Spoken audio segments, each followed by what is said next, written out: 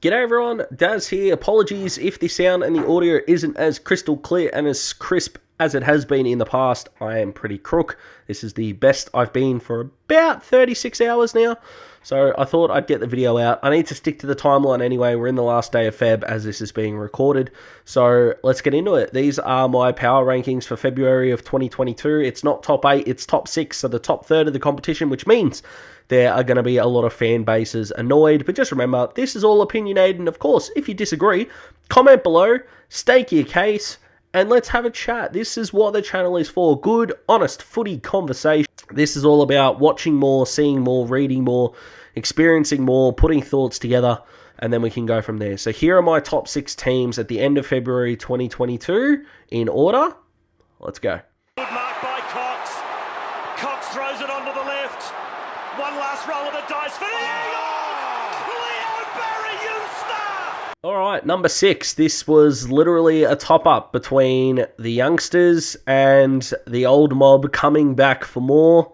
And to quote Barney Stinson off How I Met Your Mother, new is always better. So sorry, Richmond, you're just getting nudged out here. I'm going with the Swannies for number 6.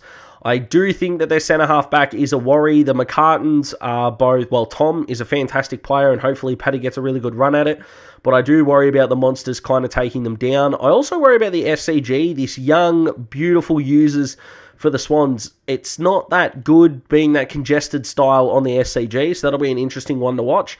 But this Swans group are on an upward trajectory, and as long as Buddy is there, guys like Hayden McLean and Logan McDonald are not going to get the best defenders, so they're going to have a magnificent development year. Do I think the Swannies can win the flag? I'm kind of on the fence about it, but at this stage, I'm going to say no. But this isn't about who can win the flag or not. This is putting teams in order. They're my number 6, and it's as simple as that. I'll tell you what I do love, though, that's going kind of underrated at the moment, their midfield depth. Watch out for all the guys they can rotate through, the centre bouncers, and which midfielders can go forward. The Tom Papley injury does worry me. I understand if it worries you as well. But the Swannies are my number 6, because every team's got injuries. Number 5's kind of a weird one for me, because if they weren't playing 9 of their last, 13 games at their home ground, I don't think they'd make my top 6. In fact, I don't know whether they'd make my top 8. But when you've got a home ground advantage as good as theirs, you look at their list, their injured guys coming back that can perform.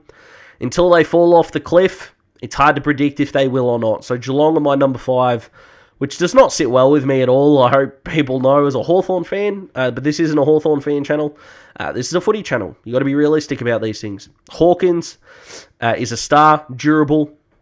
Jeremy Cameron needs to be, at his best, doing well. I know Mitch Duncan's got a bit of a niggle at the moment, but when you got guys like Guthrie and Parfitt in the middle of the ground doing good things, Tommy Stewart is a star. I hope they can give a guy like Sam DeConning a good run at it as another key back, because they definitely need them. I don't know what it is about good teams and centre-half backs going out of style, but there's a reason why the number 1 team in the comp has got a bloody good chance to go back-to-back, because they've got a bloody good centre-half back line.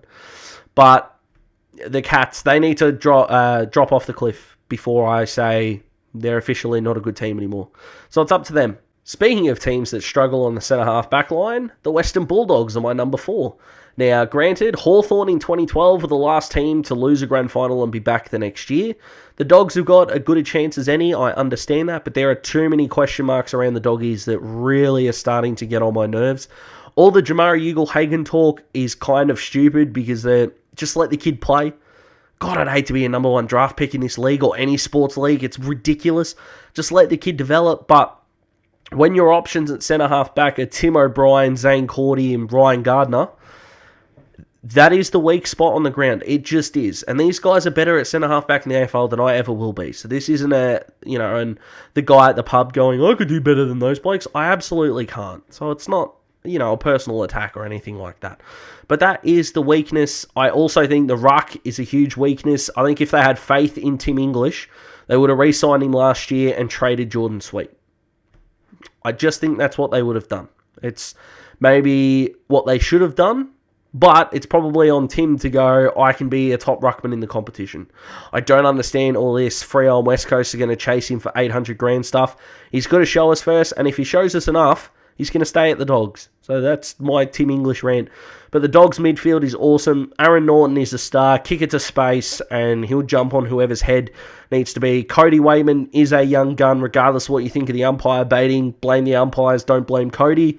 And they've got plenty of underrated stars there as well. Look at Bailey Williams, for example, and plenty of others. The Doggies are my number 4. History is kind of against them. The centre-half back thing does worry me.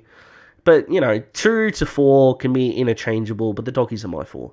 This team doesn't have a problem at centre-half back, because I think their centre-half back is really underrated, but they've got problems at centre-half forward. But if you're going to lack one of them, I'd rather lack the centre-half forward, because it's easier to find guys to kick goals. Brisbane are my number 3 team. Their midfield is fantastic, and their rotations are amazing. Dane Zorko at half-back is a move that I think is going under the radar in the preseason, because although he's not an elite user of the footy, that's what they've got Daniel Rich for. And I think having a guy like Noah Answorth on the wing is fantastic. Mitch Robinson, I don't think is going to be in Brisbane's best 22 all year. I think they're still going to get guys like Keaton Coleman. I've already mentioned Answorth.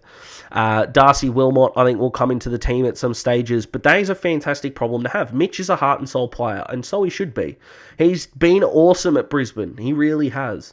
But it's these kind of problems which are good ones. The problems that aren't good ones is Joe Danaher,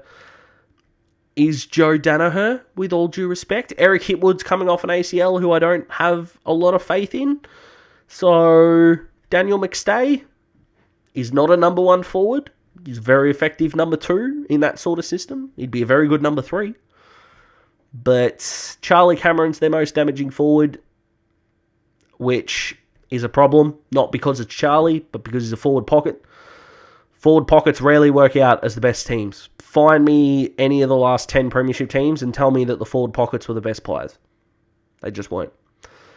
But what can they do? They can kill you on the clearances. They were the highest scoring team of last year, although they struggled to get it done in finals. And they're kind of like Port Adelaide in the early 2000s, I think. They just keep getting there. They're going to knock the barrier down at some stage. But again, I'm not here to predict. I'm here to rank. I like them as the number 3 option. I love Chris Fagan as a coach. I'm kind of high on Brisbane. I'm not as high as the extremists that say it's them and Melbourne and that's it. But, I'm pretty high on them. They're a very good football team. Number 2, Port Adelaide. Again, centre-half back is a little bit of a worry. Sam Skinner and Trent McKenzie as the kind of the third tall doesn't really work. They haven't got anyone to take down the Monsters massively, which is a bit of an issue. But I think Ken Hinkley knows that he can't play Boak and Gray at every centre bounce in finals anymore. You just can't. You've got Carl Amon. I think you need to find out whether Sam Powell-Pepper is a midfielder, and if not, you probably need to look at moving him on next year. You got Zach Butters. You got Connor Rosie, who can provide. I know a lot of people are saying that Connor Rosie can be like what Cyril was at centre bounces. X factor, get your clearance, force it forward. I would argue that he is more Luke Bruce in centre bounces 2014, 2013 style. Whenever the ball, if he is at a centre clearance, he is that guy who can release others into space really well. And if he does this enough, he's going to get that half a step extra, and then he'll burn you like by foot. That's what I think Connor Rosie can do. Now, will his injury hold up? We don't know. But when you've got Zach Butters, Carl Amon, these guys rolling through there, you're going to be in good shape. Ollie Wines has just won the Brownlow, as we know. Their ruck is also a little bit of a concern, but I like Port's system. I like how they play the game, and they just need a preliminary final away from home because this psychological barrier is their biggest letdown, which is a worry. And do I need to even explain why Melbourne are my number 1? No. Cool. Awesome. All right. Comment below. Let me know what you think, guys. But they're my top 6 teams in the competition. How are you feeling about your club? Do you think I have absolutely stiffed them? I feel like Richmond, Essendon, Carlton, Freo fans are going to be the ones most disappointed. The Giants, maybe I've slept on. Who knows? But as we sit here today, that is where they're at. I hope you guys have a fantastic week. I hope I feel better soon. The Supercoach stuff has slowed down for a bit. But if you still want to join the Classic and the Draft Leagues, those are the 2 codes. Of course, the date and the time there, they won't change. If both of those get filled, awesome. If the Classic League gets filled, I might make one more. And when I update the team, that will be the last. So we'll have 5 leagues going, which will be great. Apart from that, guys, be safe, be well, enjoy your week. I'll see you in the next one. Goodbye.